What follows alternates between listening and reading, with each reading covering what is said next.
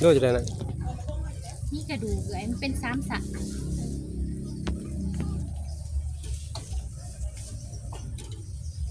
โลหนึ่งอ๋อโลจะได้โลเท่าไหร่โลเซนหนึ่งก็มีโอ้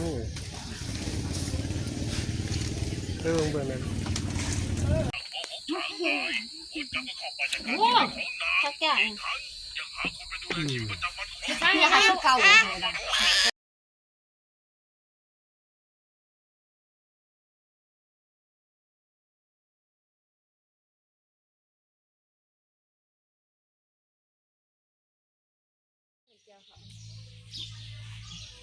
เนี่ยจะได้เอาสุขสบายดีด้วยทุกคน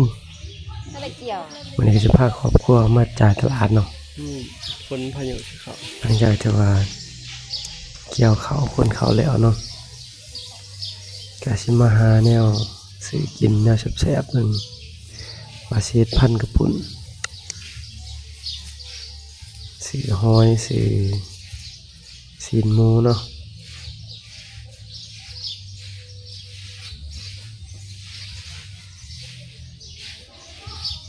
ตอนนี้กำลังเลือกผักก่อนเนาะนั่งไว้พี่นั่งไว้วัตถุดิบเนี่ยก็คือสีเหลืองเอาเป็นหอยแครงเนาะ1 โลแล้วก็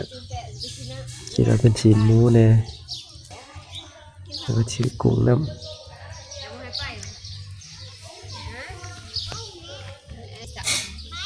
ตอนนี้พวกเราก็อยู่ที่ตลาดเมืองของเสดนเนาะได้ยังไงเป็นตอนแรกเนาะประมาณ3 โมง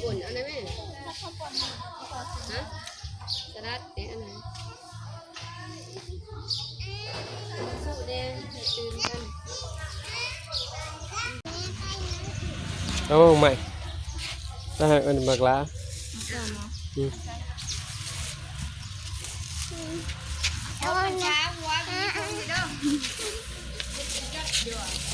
จับครับมาดูครับมาซื้อผักคือยาในการมาซื้อซอยป่าเนาะ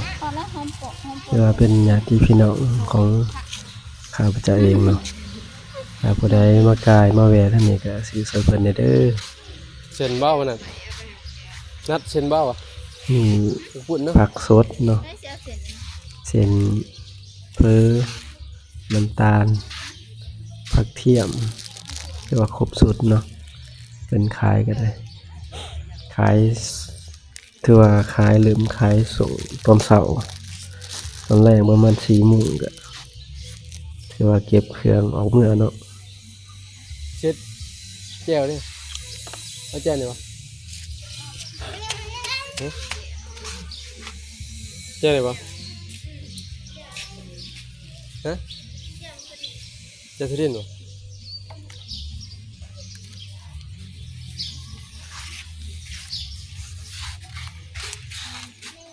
ครบแล้ววะไปสันบ่ยังหอยเนาะ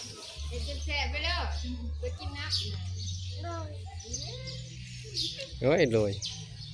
น่าจะใช้ยังกินมันขับปุ่นกินแต่ขับปุ่นกินไปสิไปซื้ออันนั้นนี่หลังจากที่ว่าได้ผักแล้วมาเบิ่ง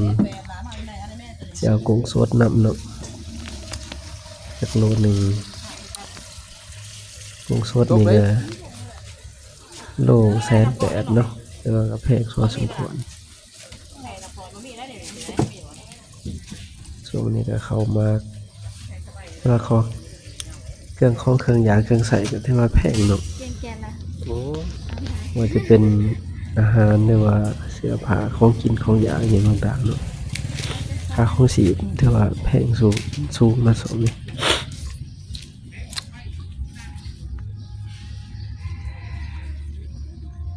มาเจอก็จะขายเป็นกิโล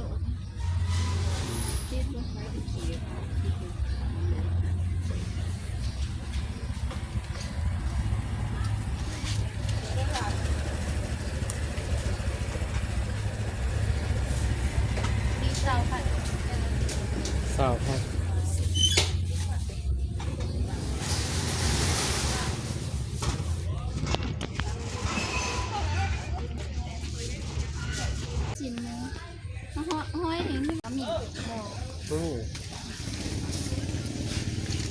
เรื่องเบิ่งนั่น ไม่ใช่พันบ่น่ากระเดา นะหน้ากระเด้าเนาะเป็นหน้ากระเด้า ใช่หมดด้วยจะได้นะ เอามานี่มาเบิ่งซีนหมูเนาะ เป็น3สัตว์ ซีนหมูสดนี่ก็โลหนึ่งถือประมาณโดยประมาณนะโลหนึ่งโลละแสนนั่นเนาะ อ๋อ ด้วยจะได้ โอ้โลเท่าไหร่ เอาโลหนึ่ง เส้นหนึ่ง เอาข้าวปุ้นแหน่2 โลเนาะ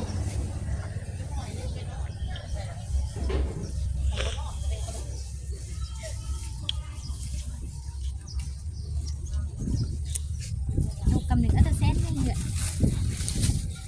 สำหรับอันนั้นหอยเนี่ยคือสิไปซื้อบาทดินกองเนาะได้ยินเพิ่นว่าอยู่มันคงบ่มีขายเนาะ แล้วนี่ของเจ้าวันน่ะ แล้วก็หอยแข็งเนาะ เป็นนี่กันแม่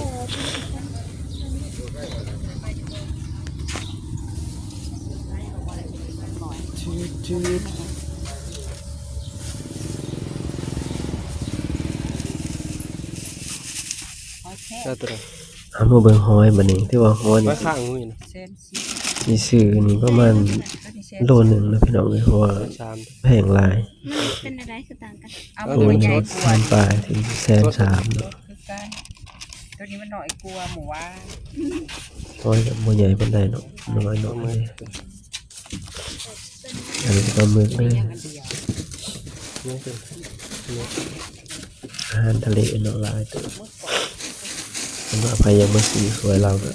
มาเนาะมาเล่นก่อน หมอ มันคงสิโดนแข่งสารวัตร จะเป็นพ่อมึงไปนะปงอีกจะเป็นแล้วสิได้ป้ายอีกลงไปชมมาคอยโลนึงกับปุกคงเนาะ เอาติดมานะเป็นเส้นค่ะ ก็นี่แซมชิขาก็นี่แซมขาแต่ละเสียงให้ลูกไปลง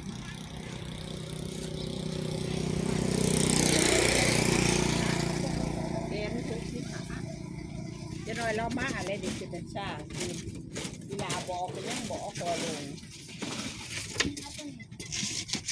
เสื้อวะ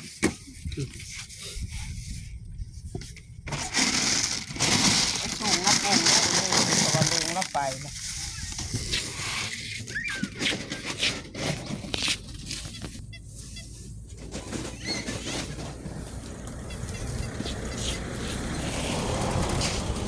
นั่งไหนย่างไป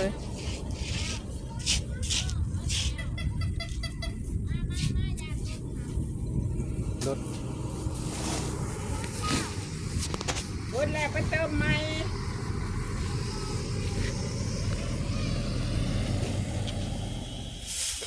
เอาที่ว่าได้เครื่องครบแล้วเนาะวันนี้ก็มาแวะซื้อเครื่องของใส่เด็กน้อยเนาะอยู่เขตบ้านเนาะใกล้บ้าน อะไรนั่งเจ้าอย่าง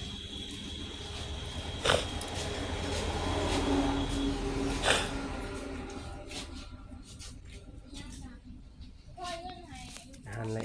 ซีนโหลแซน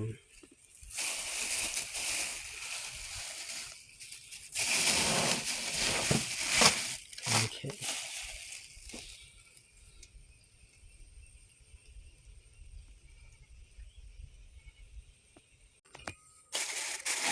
อันนี้ก็หดขั้นตอนในการล้างกันเนาะพี่น้องเนาะล้างหอยแล้วก็ล้างผักก่อนหอยโลหนึ่งเรียกว่าแพงหลายเนาะได้ก็หลายหอยกันนวลเนาะอันนี้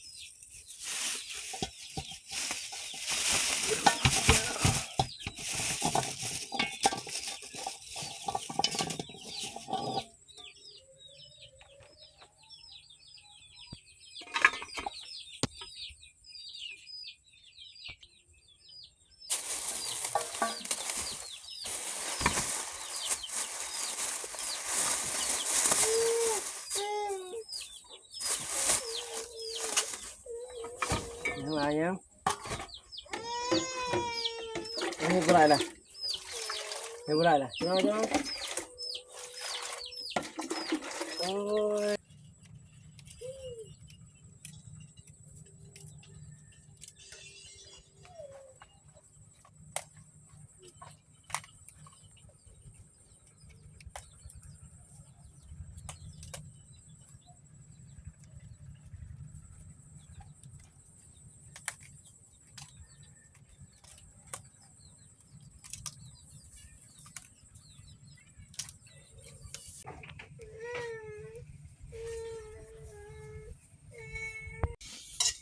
เอาแต่ว่าสำเร็จเนาะหลังผักมีตะเกียมเฮ็ดเงิน บอกแล้วว่าชิ้นหมู ลวกลวกกุ้งแล้วก็ลวกหอยเนาะ กุ้งมัน อันฉันว่าวัตถุดิบที่ผมเอาซื้อมาเนี่ยเนาะแต่ว่าก็แพงหลายเนาะรวมเบิดถืออยู่600,000เนาะ600,000บาทเลยแต่ว่าเครื่องใส่จ่ายนี่ถือว่าแพงพอสม พัน คว กับ ร บุ เนาะ ญพี่น้อง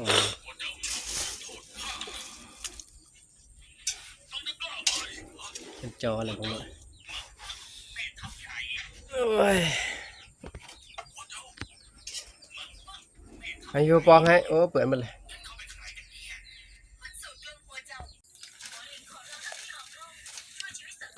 ลายบลาย เอาก็ที่จะ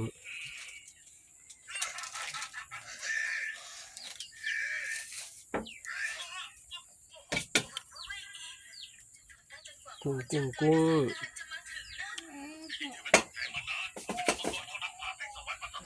โอเค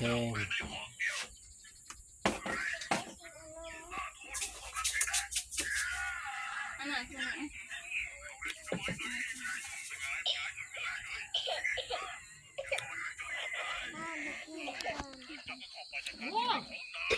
เอาสำเร็จเนาะพ่อแม่พี่น้องเนาะคือวันในการเฮ็ดอาหารเยี่ยมลงมือรับประทานบัดนี้มีทั้งกุ้งมีทั้งกุ้งมีทั้งหอยเนาะข้าวปุ้น ปูนเพิ่นกับปูนเด้อ ว่าพันกระปุ้นเนาะ นั่ง สำหรับคลิปนี้ก็สิก็จบเพียงเท่านี้เนาะขอขอบใจผู้ ให้แล้วบางหน่อยนี่ ผู้ใดที่เข้ามารับชมมาติดตามเนาะ